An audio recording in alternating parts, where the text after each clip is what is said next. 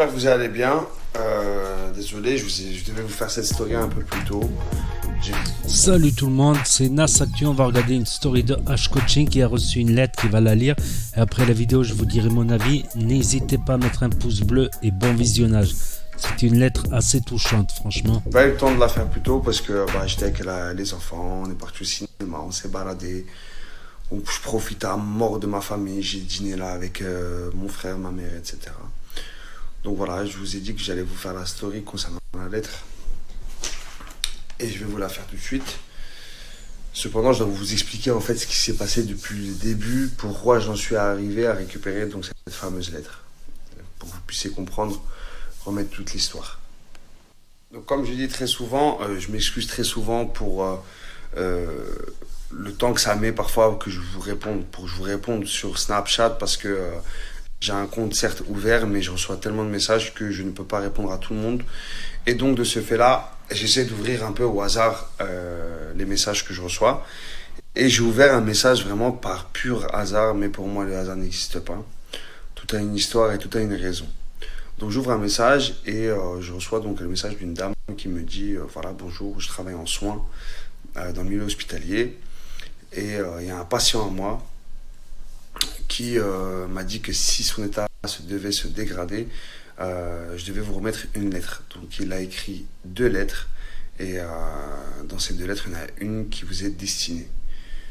Donc quand je lis ce message, je suis mitigé entre plusieurs sentiments. Je me dis peut-être que c'est une personne un peu louche qui veut me contacter, qui trouver donc un... Donc je me dis elle va peut-être trouver une cause valable pour que j'accepte de voir cette personne.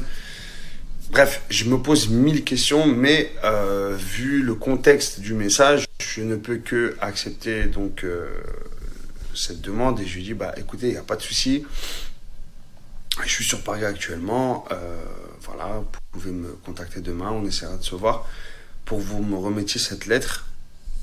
Donc cette lettre, je ne sais pas de qui elle vient, je ne sais pas qu'est-ce qu'elle contient. Et quoi qu'il arrive, en fonction de ce message-là, je vais aller au bout de l'histoire et je vais aller chercher les réponses donc dans ce courrier, c'est important. Donc à l'heure du rendez-vous, la personne elle vient à l'heure, etc. Je vois une dame, donc tout à fait normale, qui descend de sa voiture et qui me dit voilà, désolé pour cette approche un peu chelou, qui n'est pas habituelle. Voilà, elle me réexplique l'histoire, donc voilà qu'elle travaille bien dans les soins hospitaliers, qui avait un patient à elle, que voilà, elle n'avait pas à faire ça normalement, de recueillir des courriers et les transmettre à l'extérieur, que ça devrait rester de l'ordre ça ne devait pas sortir du cadre hospitalier, mais pour tenir sa parole et pour faire hommage donc à cette personne que justement elle s'était promise de remettre les lettres, donc elle m'a bien expliqué qu'il y avait 2 lettres qui avaient été écrites, une à sa petite fille qu'il ne voyait plus parce que sa mère était partie loin. Que cette personne avait perdu donc toute sa famille lors d'un accident de voiture et qui était en soins intensifs pour un problème au pneu. Et donc et que suite à son hospitalisation, donc comme je disais, à son problème au pneumothorax, si son état devait s'aggraver, donc elle devait remettre donc ce premier courrier à sa fille, qui n'avait pas vu depuis X temps, et ce deuxième courrier qui m'était destiné. Donc moi je suis surpris, je ne sais pas quoi penser parce que cette personne je ne la connais pas et je me dis mais pourquoi moi, tu vois, enfin tu vois, dans ma tête c'est un peu, tu vois, tout se mélange et j'ai à l'homme remettez-moi ce courrier, je vais prendre le soin de le lire, etc. Et voilà, la personne elle est tellement touchée, tellement sincère dans ce qu'elle dit, donc je me dis c'est pas une farce, tu vois, je commence à y croire, je me dis c'est vraiment vrai cette histoire, parce que c'est une histoire de ouf et tout. Donc je prends la lettre, je remercie la dame et je remonte chez moi pour justement ouvrir ce courrier.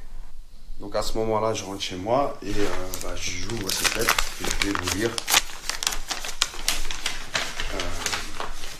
Voilà.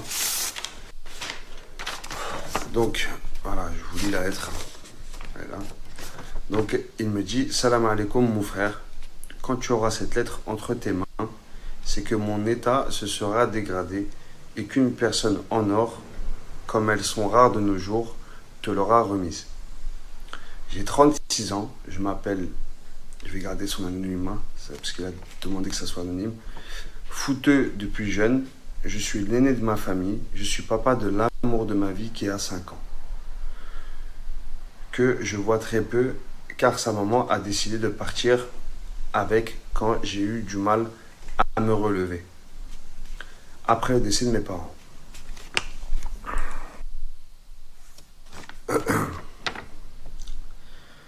Donc il disait, après le décès de mes parents, de mon frère et de ma soeur décédés dans un accident de voiture. J'avais plus goût à rien, c'est une épreuve que je ne souhaite à personne. Je sais qu'Allah nous éprouve qu'à la hauteur que de ce que l'on peut, de ce que l'on est capable de supporter. On reste humain, ça a été très dur à vivre pour moi. Je tenais à t'écrire pour te remercier et parce qu'il est important pour moi que tu saches que ce que tu fais, et mashallah, à travers tes conseils, ce que tu transmets est le bonhomme que tu es. Tu restes vrai. Tu m'as aidé à trouver la motivation pour me reprendre en main et me battre. Pour toi, peut-être que des petites choses, que c'est des petites choses, mais qui peuvent avoir de gros impacts positifs dans la vie de quelqu'un. Il est facile de porter les défauts d'une personne. Le positif et les qualités sont trop peu exprimés et valorisés. Alors merci sincèrement mon frère d'être qui tu es. Qu'Allah te protège, toi aussi, toi ainsi que ta famille. PS, je ne suis pas un pro de l'écriture, mais je suis quelqu'un de vrai. Et il a signé ce message. Donc voilà, personnellement ce message m'a beaucoup bouleversé, beaucoup touché. Prendre conscience aussi de plein de choses, c'est que nous, ceux qui font des vidéos, des snaps, etc., on ne se rend vraiment pas compte de l'impact qu'on peut avoir sur les gens. Bon et mauvais, hein, parce qu'on en dit des conneries tous les jours. Et parfois on est réprimandé et on pense qu'en fait que tout le monde est contre nous et que voilà, on blâme souvent les autres. Mais vous savez pourquoi? Parce qu'en fin de compte, on n'est pas du tout réaliste sur l'impact qu'on peut provoquer, qu'on peut donner aux gens et l'influence que l'on peut avoir dans le fond des gens. Voilà. Cette lettre-là, je vais la conserver parce que pour moi, c'est un truc de fou, tout simplement, parce que c'est humain, il n'y a rien de plus vrai. Je disais que ce genre de message, franchement, j'ai pas de mots. Je voulais partager ça avec vous, voilà. Que s'il y a des gens que j'ai pu aider à travers ce que j'essaie de transmettre derrière cet écran, j'en suis heureux. Et voilà, je vais essayer de faire beaucoup plus attention à ce que je dis, à ce que je fais, parce que je vois que ça a un impact direct sur la vie des gens. Pas tout le monde, mais au moins une minorité. Et ça me sert de leçon et j'ai pris une gifle et j'ai appris beaucoup à travers ce courrier. Voilà, désolé, j'ai du mal à m'exprimer parce que ça m'est jamais arrivé et voilà. Voilà, j'espère que voilà, certains ils arriveront à travers ce message trouver la motivation parce que ce mec-là et voilà, je vais finir, je vais pas vous embêter plus longtemps que ça. Et voilà, force à tous ceux qui me suivent, force à toutes les personnes qui sont dans des situations difficiles. Je l'ai été par le passé, j'ai été au plus bas, j'ai fut un temps où j'ai dû emprunter 20 € pour acheter des couches à ma fille. Fut un temps où j'étais très malade, fut un temps où j'étais malheureux. La vie n'est pas facile, et la vie est ainsi, et c'est comme ça qu'on doit prendre les choses, parce que la vie, elle est dure avec nous, elle est dure pour justement qu'on soit la meilleure version de nous-mêmes. Voilà, pour pas qu'on sombre. J'ai été dans un état par le passé où j'étais dans les ténèbres vraiment les plus noires. Ça n'a jamais été facile, ça ne l'est pas à l'heure actuelle, mais toutes ces périodes difficiles m'ont appris et voilà. Je disais, ils m'ont aidé à devenir plus fort et voilà, toujours trouver le bien, chercher le bien. Tout à l'heure, quand j'ai regardé un dessin animé avec les enfants tout à l'heure, il y avait un petit extrait où il y avait une personne de 40 ans à peu près qui a fait des tours de magie à une petite fille, cette petite fille a été prise de passion pour une pièce en or qui brillait. C'était un enfant. Cet enfant-là a voulu garder cette pièce d'or pour elle. L'homme était très attaché à cette pièce parce que c'était son mentor qui lui avait offert avant de mourir. C'était un magicien, etc.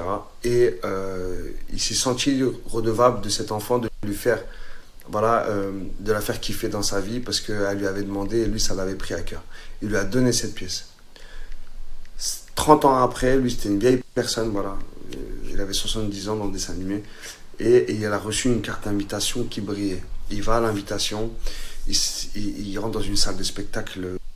Je disais, il rentre dans cette salle de spectacle de stars, parce qu'il y avait là le monde, et il y avait des lumières de ouf et tout. Et lui, c'était vraiment une vieille personne, il avait du mal à avancer.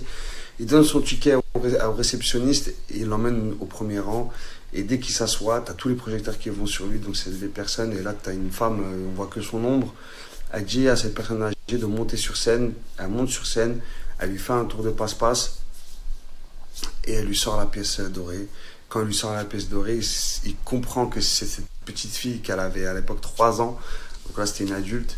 Et elle le met au devant de la scène et il commence à faire des tours de magie, etc.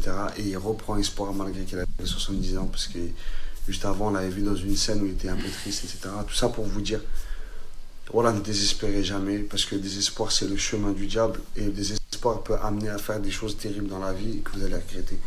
Voilà, toujours garder le positif. Après l'orage, le soleil il arrive et voilà, c'est la vie c'est. Et le positif viendra Inch'Allah un jour. Voilà, c'est tout. Donc voilà, bonne soirée. Désolé, cette story elle a été un peu longue. Je sais que vous aimez pas quand je fais des stories trop longues. Surtout Laurent, il me dit tout le temps, là, ce connard, il me dit tout le temps, ouais, vas-y, je clique sur ta story parce que c'est trop long. Mais ça c'était un message important, ça me tenait à cœur de vous le partager. Voilà, je vous souhaite une bonne nuit, que Dieu vous garde. Voilà, que Dieu nous bénisse tous, que Dieu vous bénisse et je souhaite le meilleur pour tout le monde, voilà, surtout dans cette période difficile. Passez une très bonne nuit à demain, Inch'Allah. Gardez toujours espoir, leçon de moralité. Donc voilà, c'était la story. Grande leçon de moralité et lettre assez touchante, franchement. Je vais pas y revenir là-dessus. Voilà, au moins j'ai immortalisé parce que là cette story elle est plus disponible sur son Snap depuis un bon moment. Je l'avais enregistrée, j'ai oublié de réagir dessus et de la publier. Donc là je le fais, comme ça j'immortalise et je partage cette story parce qu'elle n'est plus du tout disponible.